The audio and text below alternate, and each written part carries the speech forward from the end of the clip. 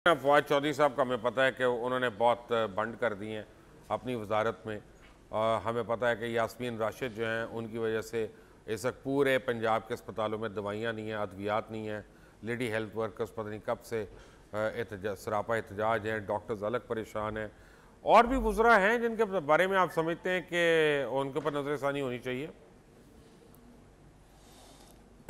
मुबशर साहब, बेसिकली जैसे भट्टी साहब फरमा रहे थे कि बहुत से एक तो मसला ये है कि एक्सपीरियंस की कमी है। एक्सपीरियंस ना होने की वजह से आप अपना जो कंडक्ट है या अपनी जो डिलीवरी है या आपने जिस तरीके से गवर्नेंस या गवर्न करनी है मिनिस्ट्री, वो आप नहीं कर पा रहे। अब आप देखिए कि पूरी गवर्नमेंट में जो फाइनेंस मिनिस्ट्री है वो गवर्नमेंट का 50% होता है। जिस शख्स ने कभी मिनिस्ट्री या मिनिस्ट्रियल काम नहीं किया, आपने उसको फाइनेंस मिनिस्टर बना दिया। आपने अपोजिशन में बैठ के कहा कि जी नवाज शरीफ साहब की पॉलिसीज़ ठीक नहीं थी, जरदारी साहब की ठीक नहीं थी। लोगों ने अगर फ़र्ज़ कीजिए मान के आपको वोट दे दिया, तो आपकी पॉलिसीज़ कहाँ हैं वो भी बताइए ताकि लोग कंपैरिजन कर सकें। वो भी नहीं है। जैसे भट्टी साहब कह रहे थे हेल्थ है, तालीम है, इसी तरह आपकी पॉलिसिंग थी, गुड गवर्नेंस थी, आपकी चेंजिंग थी, वो नहीं हो रही।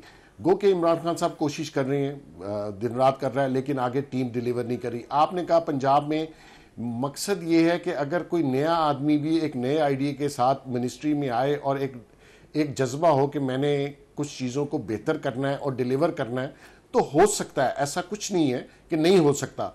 अब आप फाइनेंस में देख लीजिए, 2 मिनी बजट आपने दे दिए, तीसरा फुल बजट आप तैयारी कर रहे हैं जो कि मई में या जून में आएगा।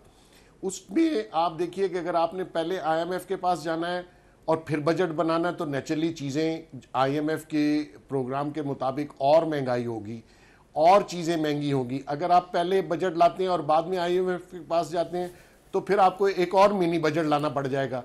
तो ये सारी चीज़ें डे टू डे बेसिस पे नहीं हो सकती। आपको प्लान करना पड़ेगा 5 ईयर्स का, 4 ईयर्स का।